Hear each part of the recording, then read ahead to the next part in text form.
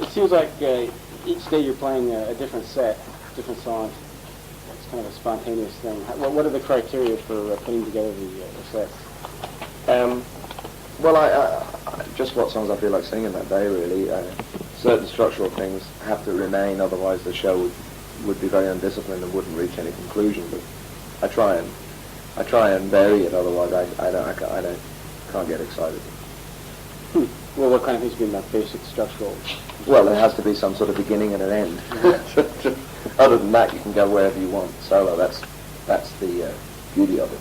Does it vary in length much, or is it almost the same thing? Yeah, it's very rarely less than an hour and a half, and unless I've got a bad throat or something, and sometimes as long as 3. But I haven't played any shows much over 2 2.25 hours. I think they're the longer shows, and I generally think if I play that long, it's probably because I've rambled a little. Actually, that leads to another question on here about your interaction with the audience. You read somewhere that you said something about being very fueled by the reaction you get from an American audience. How about in Japan here, where the language doesn't really... Well, the language is there, but is a barrier in one respect, but in another way, the responses are all the more clear-cut. When you're just relying on people singing or their applause or whatever expression they have, or standing up or whatever, it's very clear. In America, a rock and roll show is kind of a ritual to some extent, and regardless of the quality and the duration of the performance, people will respond the same way. I've played abysmal shows in America, completely drunk, gone off stage after 40 minutes, where in any other part of the world you would have got booed and things thrown at you, and people have wanted an encore. I've played shows in America where people have not applauded through the show because maybe there's been something wrong with the sound, but at the end of the show they still wanted an encore because they see it as a part of the ritual. See, that doesn't really apply here, so in some ways the response is seems to be more accurate. Do you feel People real feelings. Do you feel more compelled to get a constructive response then? Sorry? Do you feel more compelled to get a constructive response here in Japan? Well, I mean, I feel compelled to get a good, to do a good show. Each time I perform, there's no point in doing a bad performance. Sometimes inevitable strains of fatigue, or vocally, or mentally, will just break your concentration, or physically you'll have some difficulty, or there'll be a sound problem, or any number of different things. Over 12 years, every performance can't be flawless, And in years gone by, I used to be less disciplined about the condition in which I arrived on stage, but these days I generally pretty disciplined about those things. So the other variables are less profound. What is that? Just an age thing? Is the greater discipline over age? Yeah, it stops being fun. Falling off stage is not fun anymore. Not falling off stage, but also it comes with the time and the age. It's like, you can get away with a lot of things when you're 22 that don't look so good on a 35-year-old. There was a question about the biggest change in your life since marriage. Not being facetious, man.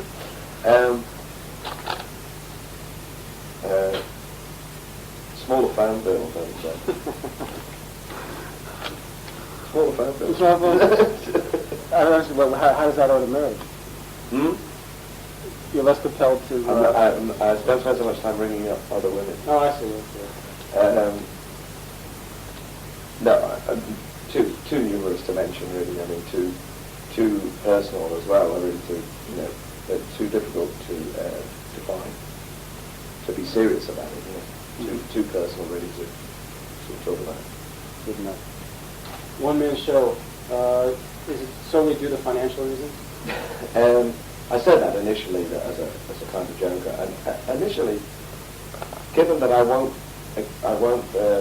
entertain sponsorship, to tour in the way in which many other people tour is not feasible for me without a successful record. So at the time of going on tour at the beginning of this year, I had no way of knowing the fate of Spike. It's somewhat unpredictable commodity, being so varied musically, not knowing whether it would just be met with bewilderment or whether, as is in the case in America, it's done remarkably well for the kind of record it is. So now I'm able to put a band together to tour America. As I've been on the road all year, the sort of impulse to carry on a band tour back around the world again isn't there. And to be honest, the attention on Spike is not that great to justify the vast expense of touring a six-piece band in Europe. I could tour England maybe and make money, just about, with a six-piece band, but I couldn't tour Europe and I probably couldn't tour Japan and Australia. So unfortunately it means that on this occasion, this is one of the disadvantages of not having a long-term band where the economics of it make much more sense. I mean, these are very boring concerns to me, but you reach a point where you have to stop being quite so rash financially.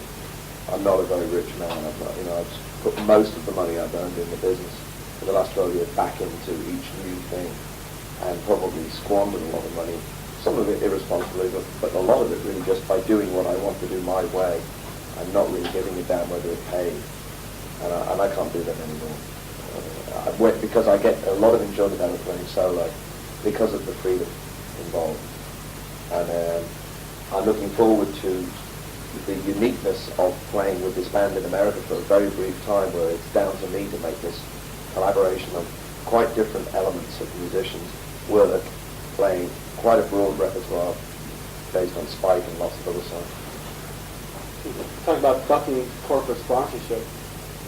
Any reason in particular?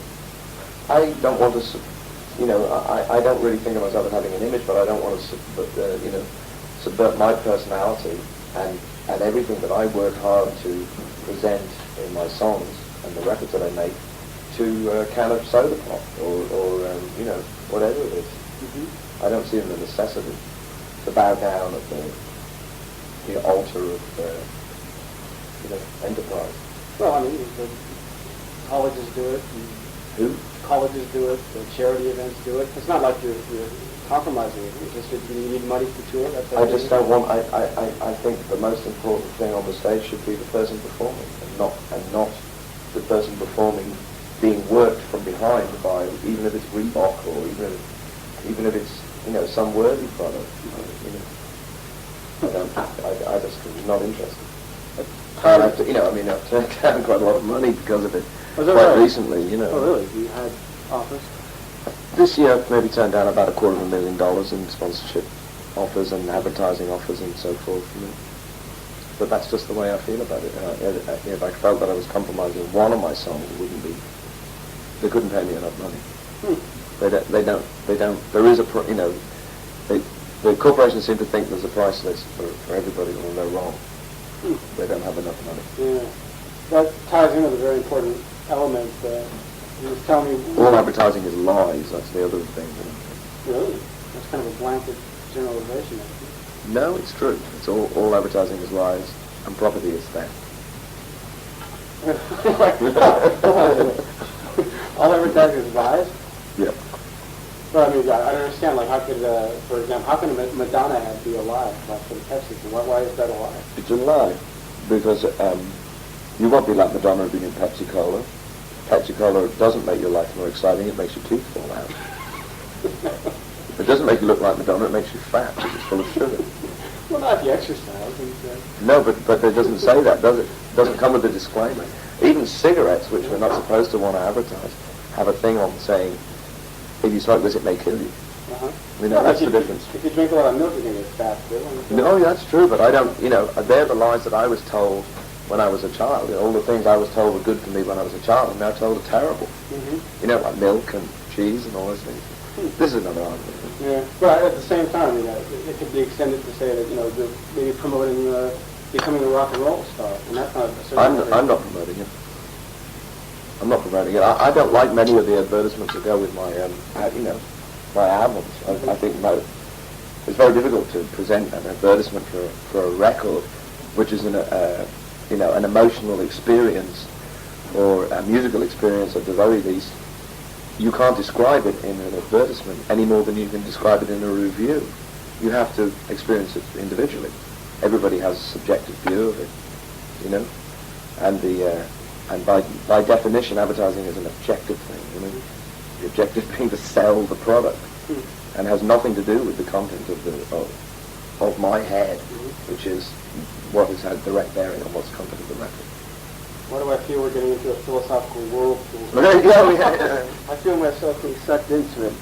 Like I said, there's a very important connection between an underlying theme here, and that's the records have changed quite a bit. It's been sort of a scattered mix across, over the years. And he made note, actually, of, for example, Almost Blue and King of America seemed to be kind of indulgent exercises, and that you were doing something you wanted to do, well, at the same time, sort of bucking the record company, bucking popular opinion, whereas Blood and Chocolate was out and out a message saying, well, this is the rock and roll Costello you want, this is the rock and roll Costello you would get. I think that's a sort of critical view with hindsight, with not the same thing as the reason why he did it at the time. Well, this is what he wants to get to. What accounts for those differences? Was it outside pressure? Was it? No, I've never really taken any account of outside pressure.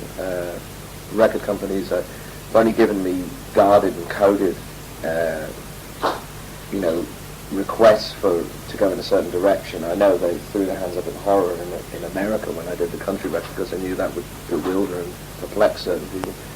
In England, on the other hand, it was a very big hit, that country record, so nobody minded at all. If you're just talking about how many records you sell, it sold better than Trust, which was, the previous record.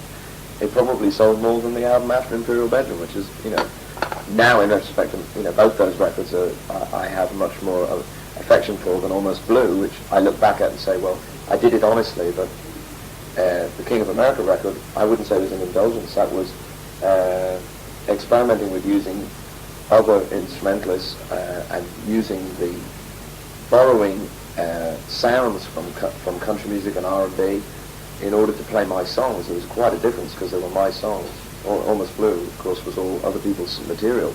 So that was, for better or for worse, an exercise in my abilities as an interpretive singer.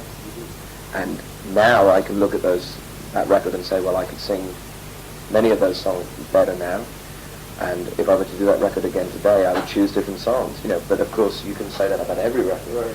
When they're your own songs, it's much harder to create that distance, because you look at the songs and say, well, if I were writing about that now, I would write differently. But then again, I'm a different person, just the same way as it's not acceptable to act like a 22-year-old, and I have no desire to. I have no desire to keep rewriting everything that I wrote before. I either find some sympathy with it and maybe change the meaning by the emphasis, or I don't sing the song if I don't feel in sympathy with it anymore. But the songs on King of America weren't in any way an indulgence. That was, if anything, the most truthful record I'd ever made up to that point. Certainly for quite a good time. I think the King of America record was a rejection of disrupting and distorting production values that had put a barrier between the songs and the listener, and the previous two records. What sort of distortions do you refer to? Just following the wrong instincts about arrangement and sound. I want to, and also about song structure, making them too complex. You said a rejection of that, meaning at that time. When I did that, the move to do that simple record using these instrumental sounds, acoustic and different instrumentalists who approached rhythm and everything differently, was in order to put the songs in relief, because I figured they'd been covered up a little bit too much on the previous two records. Not always with totally negative results, but that was the moment at which I wanted to simplify to the extent of going to the root sources of rock and roll in country and R&B. That's just something you happen to feel at the time. Yeah, I mean, you feel it, and the same thing again when I came back from America and we did Blood and Chocolate, was a question of going to the root source of this sound that we've built up in layers over the previous 10 years. It was to strip it all back to the basic sound of the Attractions, playing very simplistically in a very, very basic live studio setup. And that was the result, was Blood and Chocolate. It wasn't really like here's the Costello we think you want, come and get it. I said that later because I was surprised that Columbia in America weren't more excited by that record because it seemed to be the record they'd been waiting for. But I don't think that wasn't what I had in mind for the public. It was just another bunch of songs interpreted the way I thought it was best to interpret them. Each record is just done like that. I'm not that calculating. I have no sense of the commercial. I'm not interested in contriving commerciality. On the couple of occasions that I feel that I've edged towards that, within 6 months of making the record, I've been totally dissatisfied with the results, as in Goodbye Cruel World, which is my least favourite record of mine. Even though it contains a couple of songs I'm really quite proud of. That's exactly what I was going to ask you. One of the more bewildering periods, I think, of your entire career has to be the Punch the Clock, Goodbye Cruel World stage. It seems to be very accessible music, but you're always looking back in retrospect in the interview and slamming those albums. Well, I think what it is that they're emotionally quite insubstantial, with the exception of a couple of obvious songs like Shipbuilding and Cool and Soap, and a couple of other songs that didn't musically come off quite so well on Goodbye Cruel World, like Home Truth and Love Feel, were kind of quite intricate songs. Some of the other songs just weren't very well written, and some of the songs just were blustery, I think, now. I listen to them now. People like the sound of them, but things like Let 'Em All Talk and even Every Day I Write the Book, as a record, is kind of blustery. It's kind of overdoing a very simple song, over-embellished production. Not to criticize the production, more the arrangements, my fault, And at the time, what we wanted to do was to try and make a record that could compete sonically with other pop records. That's interesting. You did have that in mind. Yeah, but unfortunately, what we got confused with our intention, that we ended up trying to make a pop record instead of trying to make my songs sound. You see, what Spike is really is a lot of musical ideas, a collection of lots of musical notions that I've had over the last 12 years, all taken to a much taken further down each individual road than I've ever done before, in that I've gone to source of certain things like the Irish tracks, or I've juxtaposed certain things that I've only alluded to in the past. But the other crucial element that makes Spike work is sonically it is as loud or as bright or as vivid as any record that came out this year. It's as well engineered and produced. Contemporary. It's contemporary sounding from that point of view, without necessarily slavishly copying the snare drum sound on, say, Prince's last record or whoever's last record. I'm not in that race. Punch the Clock definitely was in that race. That was we used the same production values as Madness, who had just had a series of hits, same producers, Dexys Midnight Runners. Although we didn't sound like them, we used the same production values to try and be contemporary. But there weren't enough songs to justify that kind of experiment. There were only maybe 4 songs on each album. The rest were just constructions out of the paraphernalia of production. Actually, I think in a couple of interviews you've done recently, they've noted with somewhat unmasked surprise that you're a very shrewd observer of the pop scene. I suppose everybody expects you to be more of a recluse, the type that kind of sits back and criticizes and says, well, that's all a bunch of rubbish and nonsense, and my stuff is obviously much better. But he used to say that, Well, obviously you do keep up with this stuff, but you listen to all this. I listen to whatever comes up my way. I used to buy more, new releases. I used to buy a lot of more records.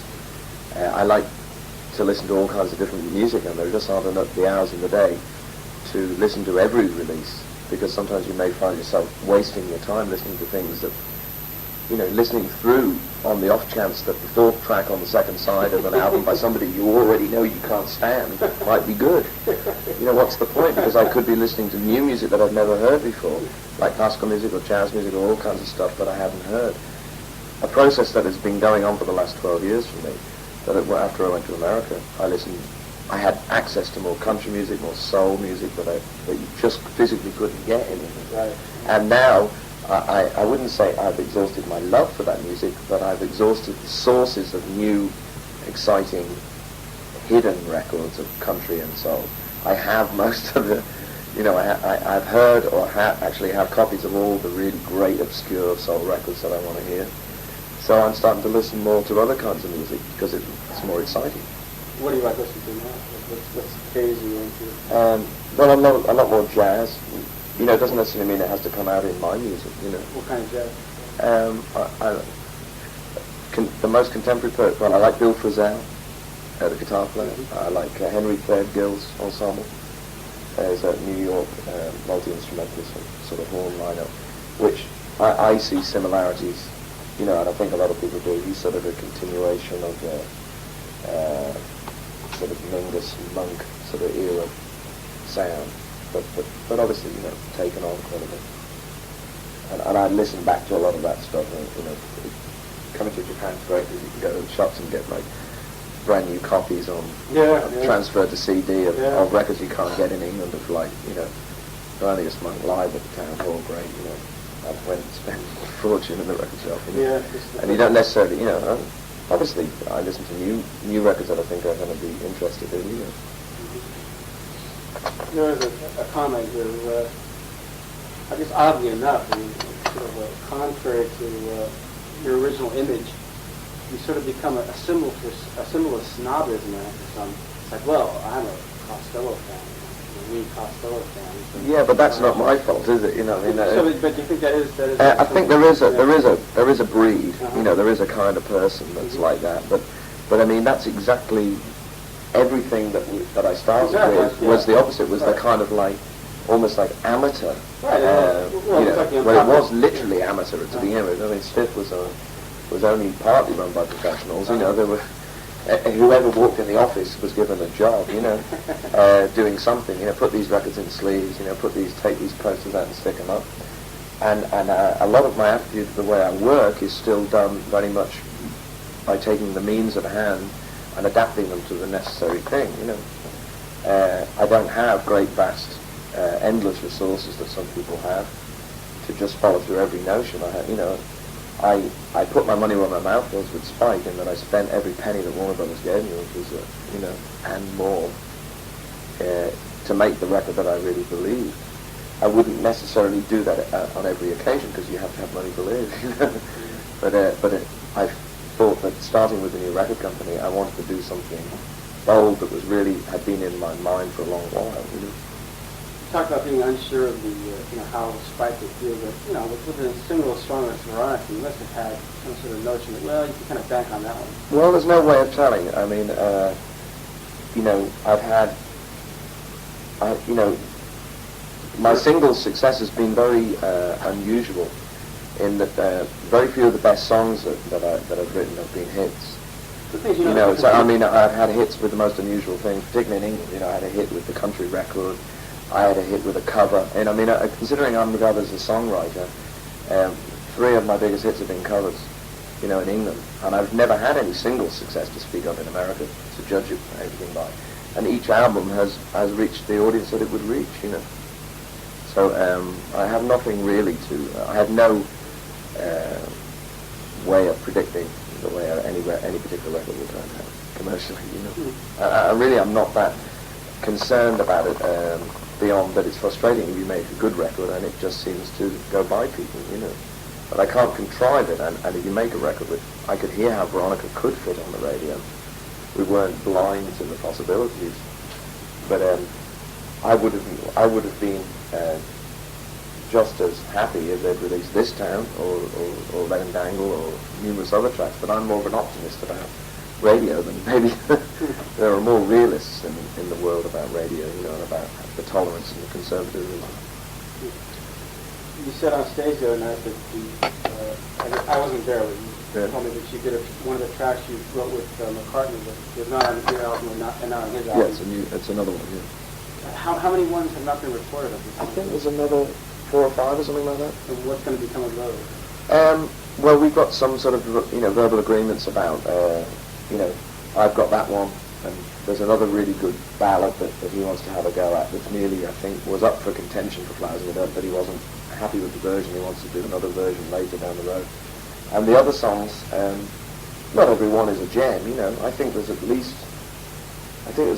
one more really good song, apart from the two I've just mentioned. And the other two, sometimes the song can really sort of come to life in the studio if you just put it in the right thing. So whoever gets in the studio first, which I think is just probably more likely to be me, might have a go at one of the other ones if the circumstances are right, you know. But then, you know, in the next 6 months I might write another dozen songs, which I think was more pressing on me to want to record. And I wouldn't mind also recording That Day Is Done, because I enjoy singing it. I did it the other night. I don't know whether it's a concert recently, but I have done it in concert. And I'd really like to do a version of that as well. I think I would approach it slightly differently. I like Paul's version, but I'd like to also, because it's, of all the songs we wrote together, it probably contains the most personal feelings from my point of view. Some of the lyric is a personal matter to me, which you know. So although it ended up on his record, and he interprets it, I think, with a personal meaning, the song has a much more profound personal meaning to me. So obviously I would like to sing it. What did you think of the My Brave Pig? How it eventually turned out? I thought he made a good, you know, it was a good pop record.